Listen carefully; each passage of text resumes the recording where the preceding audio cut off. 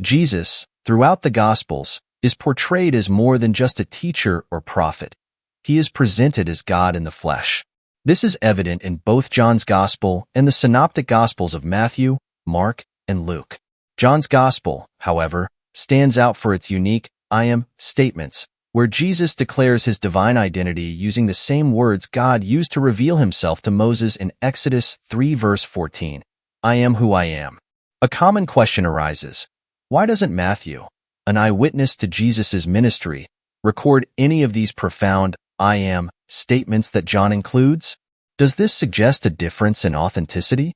The answer is no. The Gospels were written with different audiences and purposes in mind, and just because Matthew doesn't include these specific sayings doesn't mean he wasn't aware of them. In fact, Matthew presents similar themes and stories that highlight Jesus' divinity. One of these is the story of Jesus walking on water, found in both Matthew 14 and John 6. When the disciples are terrified, seeing Jesus walking toward them on the stormy sea, Jesus calms them with the words, "Take heart, I am. Do not be afraid." Matthew 14 verse 27. This mirrors God's comforting words to his people in Isaiah 41, "Fear not, for I am with you." Isaiah 41 verse 10.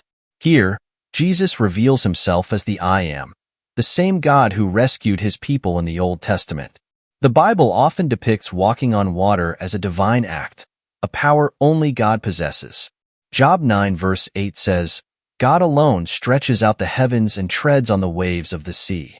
By walking on water, Jesus demonstrates his authority over nature, showing that he is indeed Yahweh, the God of Israel, in human form. While John's Gospel explicitly records Jesus using the "I am" statements, Matthew and the other Gospels subtly convey the same message. Matthew emphasizes Jesus' divine authority in other ways, such as Jesus' authoritative teaching during the Sermon on the Mount. Jesus says, "You have heard that it was said, but I tell you," Matthew 5 verses 21 to 22. Here, Jesus speaks with a direct authority over the law, role reserved for God alone.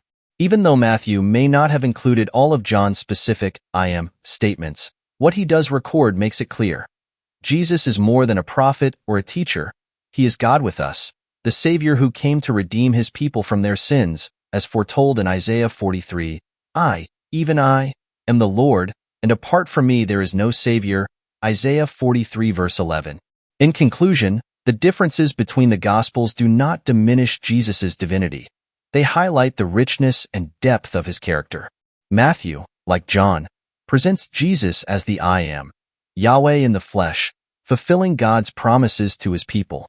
Through his words and actions, Jesus revealed that he is the divine Savior, inviting all who believe in him to experience God's love and redemption.